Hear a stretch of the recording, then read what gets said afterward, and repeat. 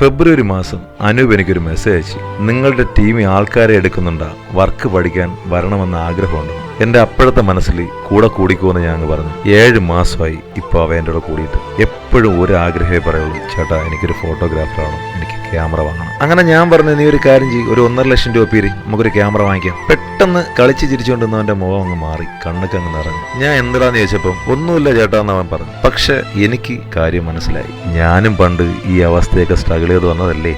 സത്യം പറഞ്ഞാൽ അവൻ അച്ഛനില്ല, അമ്മയുടെ ഒരു വരുമാനം കൊണ്ടാണ് ഇതുവരെ അവര് ജീവിച്ചു പോകുന്നത്. എന്തായാലും എൻ്റെ ഒരു ക്യാമറ ഞാൻ അവനെ കൊടുക്കാൻ തീരുമാനിച്ചു. മനസ്സിലൊരു കാര്യം തീരുമാനിച്ചുറപ്പിച്ചാൽ അത് ആ സ്പോട്ടിൽ ചെയ്യണമെന്നാണ്. എന്തായാലും ഒരു ക്യാമറ കിട്ടിയാൽ അവൻ രക്ഷപ്പെടും, അവൻ്റെ ഫാമിലിയും. റാന്നിയിലെ നിസാനയുടെയും സുൽത്താൻ്റെയും ഈ കല്യാണ വേദിയിൽ അവരെ കൊണ്ട് തന്നെ എൻ്റെ അനിയന് ഞാൻ ഈ ക്യാമറ കൊടുക്കുകയാണ്.